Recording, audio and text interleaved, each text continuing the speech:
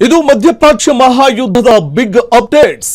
Hormuz ಜಲಸಂಧಿ ನಿಯಂತ್ರಣಕ್ಕೆ ಕೆಲವೇ ಕ್ಷಣಗಳಲ್ಲಿ ಕಾರ್ಯಾಚರಣೆಯ ಸಿದ್ಧತೆಯ ಅಂತಿಮ ಘಟ್ಟದಲ್ಲಿ ಅಮೆರಿಕ. ಇದು ಹರ್ಮುಜ್ ಜಲಸಂಧಿ ನಿಯಂತ್ರಣಕ್ಕೆ ಕೆಲವೇ ಕ್ಷಣಗಳಲ್ಲಿ ಕಾರ್ಯಾಚರಣೆ ನಡೆಯಲಿದ್ದು, ಕಾರ್ಯಾಚರಣೆ ಸಿದ್ಧತೆ ಅಂತಿಮ ಘಟ್ಟಕ್ಕೆ ತಲುಪಿದೆ ಅಂತ ಅಮೆರಿಕ ಹೇಳಿದೆ. ಭಾರತೀಯ ಕಾಲಮಾನ ಸಂಜೆ 5:30ಕ್ಕೆ ಕಾರ್ಯಾಚರಣೆ ಸಾಧ್ಯತೆ ಇದೆ. ಇರಾನ್ಗೆ ತಕ್ಕ ಪಾಠ ಕಲಿಸ್ತೇನೆ ಅಂತ ಗುಡುಗಿರುವ ಅಮೆರಿಕ ಅಧ್ಯಕ್ಷ ಟ್ರಂಪ್. ಹಾಗಾಗಿ ಭಾರತೀಯ ಕಾಲಮಾನ ಸಂಜೆ 5:30ಕ್ಕೆ ಹೇಗಿರುತ್ತೆ ಕಾರ್ಯಾಚರಣೆ? ಅಮೆರಿಕದ ಕಾರ್ಯಾಚರಣೆ ಜಲಬಾಂಬ್ ನಿಷ್ಕ್ರಿಯಗೊಳಿಸುವುದೇ ಅಮೆರಿಕದ ಮುಂದಿರುವಂತಹ ಬಹುದೊಡ್ಡ ಸವಾಲು. ಇದು ಮಧ್ಯಪ್ರಾಚ್ಯ ಮಹಾಯುದ್ಧದ ಬಿಗ್ ಅಪ್ಡೇಟ್ಸ್.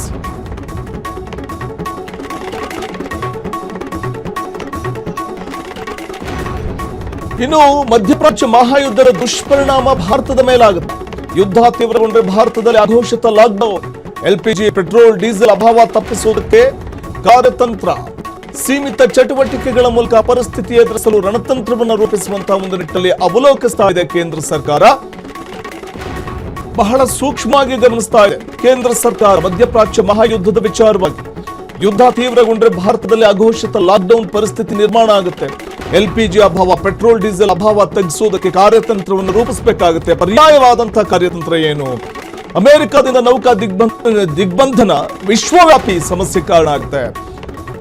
ಟ್ರಂಪ್ ಆದೇಶದಂತೆ ಅಮೆರಿಕದ ನೌಕಾಪಡೆ ಪ್ರವೇಶವನ್ನ ಮಾಡ್ತಾ ಇರುವಂತದ್ದು.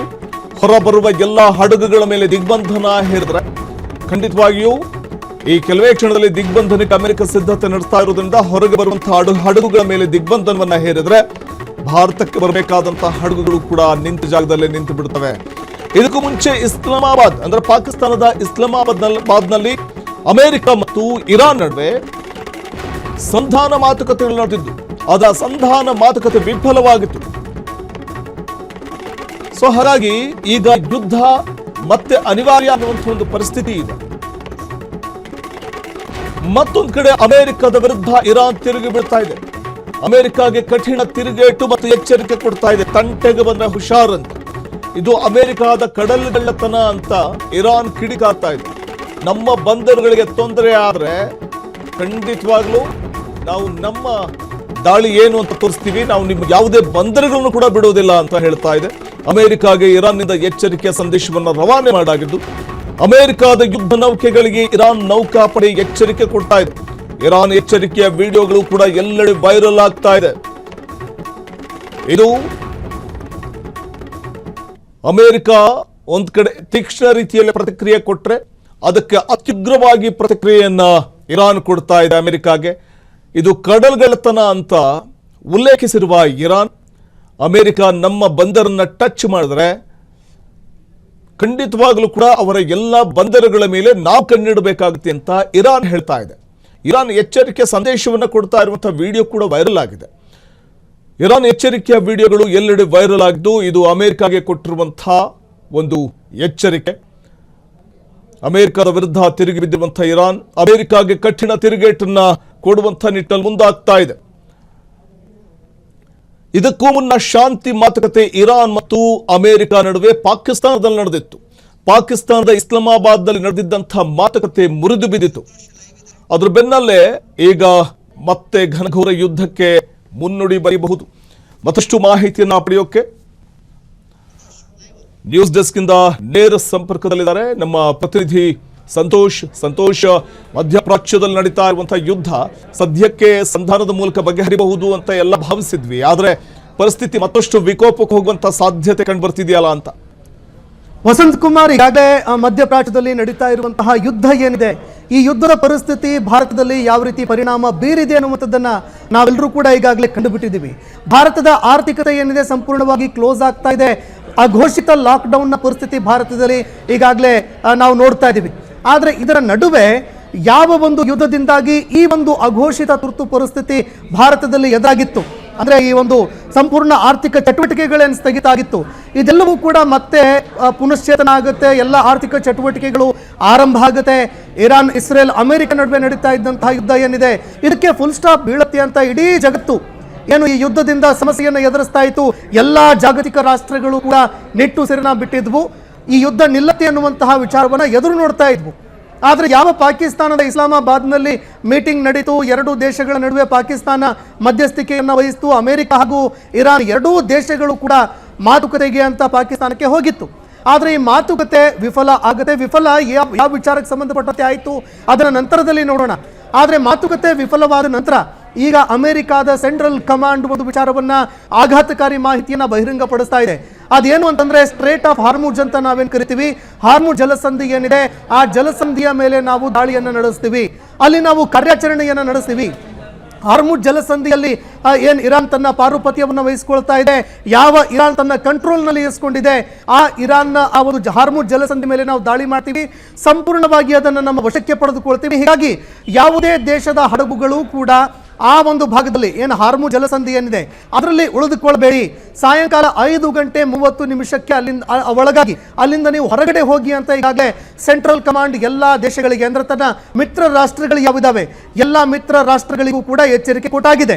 ಹೀಗಾಗಿ ಭಾರತ ಸೇರಿ ಅನೇಕ ದೇಶಗಳು ತಮ್ಮ ಸಿಲುಕಿರುವಂತಹ ಹಡಗುಗಳನ್ನು ಅಲ್ಲಿಂದ ಹೊರತೆಗೆಯೋದಕ್ಕೆ ಈಗಾಗಲೇ ತಮ್ಮ ಕಾರ್ಯವನ್ನು ಆರಂಭ ಮಾಡಿದ್ದಾವೆ.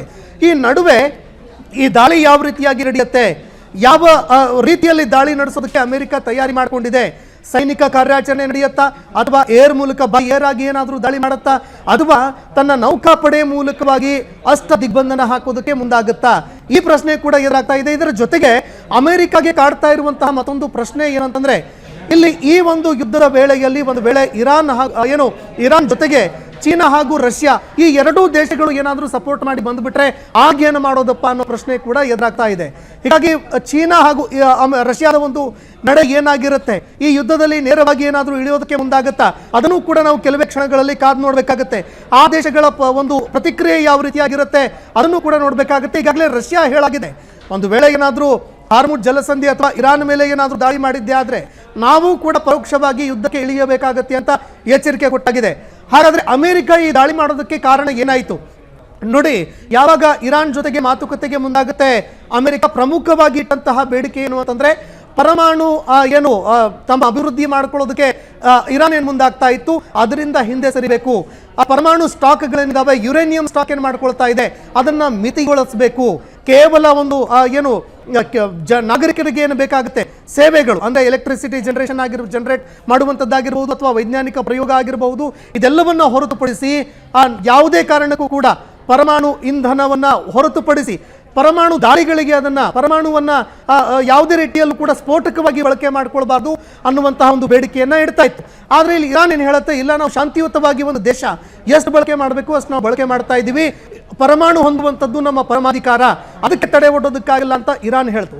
ಮತ್ತೊಂದು ಕಡೆ ಅಮೆರಿಕ ಏನು ಹೇಳುತ್ತೆ ಅಂತಂದ್ರೆ, ಸ್ಟ್ರೇಟ್ ಆಫ್ ಹಾರ್ಮುಜ್ ಅಲ್ಲಿ ಈಗಾಗಲೇ ನಾವು ನೋಡ್ತಾ ಇದ್ದೀವಿ, ಅಲ್ಲಿ ಟೋಲ್ ವಿಧಿಸೋದಕ್ಕೆ ಅಂತ ಇರಾನ್ ಮುಂದಾಗ್ತಾ ಇದೆ. ಇರಾನ್ ಪ್ರತಿಯೊಂದು ಬ್ಯಾರೆಲ್ ಕಚ್ಚಾ ತೈಲಕ್ಕೆ ಸರಿಸುಮಾರು $1 ಅವರು ಟೋಲ್ ವಿಧಿಸೋದಕ್ಕೆ ಅಂತ ಮುಂದಾಗ್ತಾ ಇದ್ದಾರೆ. ಈಗಾಗಲೇ ಟೋಲ್ ಆರಂಭ ಆಗಿದೆ ಕೂಡ. ಇದೇ ಕಾರಣಕ್ಕಾಗಿ ಅಮೆರಿಕಾಗೆ ಇದು ನುಂಗಲಾರದ ತುತ್ತಾಗ್ತಾ ಇದೆ. ಯಾಕಂದ್ರೆ ಈಗಾಗಲೇ ಮಾರುಕಟ್ಟೆಯಲ್ಲಿ ಬ್ರೆಂಟ್ ಕಚ್ಚಾ ತೈಲ ಏನಿದೆ ಅದರ ಬೆಲೆ ಸರಿಸುಮಾರು $104ರಿಂದ $102 ಈಗ ಒಂದು ವೇಳೆ ಏನಾದರೂ $1 ಏನಾದರೂ ಅದರ ಮೇಲೆ ಹೆಚ್ಚಳ ಸುಂಕ ಏನಾದರೂ ಹೆಚ್ಚಳ ಮಾಡಿದ್ದೆ ಆದರೆ ಮತ್ತೆ $1 ಹೆಚ್ಚಾಗಿ ಪಾವತಿ ಮಾಡಬೇಕಾಗುತ್ತೆ. ಈಗಾಗಲೇ ಅಮೆರಿಕಾಗೆ ತಲೆ ಬಿಸಿಯಾಗಿರೋದೇನಂತಂದ್ರೆ ಕಚ್ಚಾ ತೈಲ ಏನಿದೆ ಅದರ ಬೆಲೆಯನ್ನ ಕಡಿಮೆ ಮಾಡಬೇಕು. ಇಲ್ಲದೆ ಹೋದ್ರೆ ಯಾವ್ಯಾವ ರಾಷ್ಟ್ರಗಳು ಮಿತ್ರ ರಾಷ್ಟ್ರಗಳು ಅಮೆರಿಕ ಜೊತೆಗೆ ಇದ್ವು ಆ ರಾಷ್ಟ್ರಗಳು ಅಮೆರಿಕಾದಿಂದ ಹಿಂದೆ ಸರಿಯುವ ಸಾಧ್ಯತೆ ಇದೆ. ಅದಕ್ಕೆ ಪ್ರಮುಖ ಕಾರಣ ಏನು ಅಂತಂದ್ರೆ ಕಚ್ಚಾ ತೈಲ ಏನಾದರೂ ಆರ್ಥಿಕ ಮಿತಿ ಲೆವೆಲ್ ಅಂತ ನಾವೇನು ಕರಿತೀವಿ, $100 ಅಂತ ಏನು ಕರಿತೀವಿ, $100 ಗಡಿ ದಾಟಿದ್ದೆ ಆದ್ರೆ ಆಗ ಪ್ರತಿಯೊಂದು ದೇಶಗಳಿಗೂ ಕೂಡ ಇದು ತೀವ್ರ ಹೊರೆಯಾಗುತ್ತೆ, ನಷ್ಟ ಆಗುತ್ತೆ. ಹೀಗಾಗಿ ಎಲ್ಲಾ ದೇಶಗಳ ಬೆಂಬಲವನ್ನ ಕಳೆದುಕೊಳ್ಳಬೇಕಾಗುತ್ತೆ ಅನ್ನೋ ಭಯ ಅಮೆರಿಕವನ್ನು ಕಾಡ್ತಾ ಇದೆ. ಇದೇ ಕಾರಣಕ್ಕಾಗಿ ಈ ಬೇಡಿಕೆಯನ್ನು ಕೂಡ ಅಮೆರಿಕ ಇಟ್ಟಿತ್ತು. ಆದ್ರೆ ಈಗ ಇರಾನ್ ಏನು ಟೋಲ್ ವಿಧಿಸ್ತಾ ಇದೆ ಇದರಿಂದ ಸರಿಸುಮಾರು ಒಂದು ದಿನಕ್ಕೆ $20 ಮಿಲಿಯನ್ ಹಣ ಅದಕ್ಕೆ ಪಾವತಿ ಆಗುತ್ತೆ, ಸಂದಾಯ ಆಗುತ್ತೆ.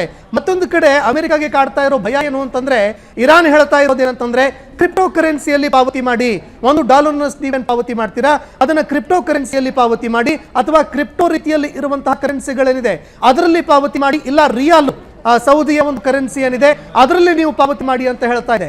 ಇದರಿಂದ ಏನಾಗುತ್ತೆ ಅಂತಂದ್ರೆ ಡಿ-ಡಾಲರೈಸೇಷನ್ ಅಂದ್ರೆ ಡಾಲರ್ ಮುಕ್ತ ಒಂದು ಮಾರುಕಟ್ಟೆಯನ್ನ ನಿರ್ಮಾಣ ಮಾಡೋದಕ್ಕೆ ಇಲ್ಲಿ ಇರಾನ್ ಮುಂದಾಗ್ತಾ ಇದೆ. ಇದರಿಂದ ಡಾಲರ್ನ ಮೌಲ್ಯ ಕುಸಿತ ಆಗುತ್ತೆ. ನೇರವಾಗಿ ಅಮೆರಿಕಾಗೆ ಇದು ಸಮಸ್ಯೆಯನ್ನು ಉಂಟು ಮಾಡುತ್ತೆ. ಹೀಗಾಗಿ ಯಾವ ರೀತಿಯಾಗಿ ಅಮೆರಿಕ ಈ ಸಂಪೂರ್ಣವಾಗಿ ಸ್ಟ್ರೇಟ್ ಆಫ್ ಹಾರ್ಮುಜ್ ಅನ್ನ ತನ್ನ ಒಂದು ತೆಕ್ಕೆಗೆ ತೆಗೆದುಕೊಳ್ಳುತ್ತೆ, ಅಮೆರಿಕ ಇರಾನ್ನ ಒಂದು ಸಂಪೂರ್ಣ ಕಂಟ್ರೋಲ್ ಏನಿತ್ತು ಅದನ್ನು ಯಾವ ರೀತಿಯಾಗಿ ಕಸಿದುಕೊಳ್ಳುತ್ತೆ, ದಾಳಿ ಯಾವ ರೀತಿಯಾಗಿರುತ್ತೆ ಅದನ್ನು ಕಾದು ನೋಡ್ಬೇಕಾಗತ್ತೆ. ಓಕೆ, ಧನ್ಯವಾದ ಸಂತೋಷ್ ರಾಥೋಡ್ ತಮ್ಮೆಲ್ಲ ಮಾಹಿತಿಗಾಗಿ. ಕ್ಷಣ ಕ್ಷಣದ ಸುದ್ದಿಗಳಿಗಾಗಿ ಫ್ರೀಡಂ ಟಿವಿ ಸಬ್ಸ್ಕ್ರೈಬ್ ಮಾಡಿ, ಲೈಕ್ ಮಾಡಿ ಹಾಗೂ ಫಾಲೋ ಮಾಡಿ. ಹೊಸ ಸುದ್ದಿಗಳ ನೋಟಿಫಿಕೇಶನ್ಗಾಗಿ ಬೆಲ್ ಐಕಾನ್ ಮೇಲೆ ಕ್ಲಿಕ್ ಮಾಡಿ.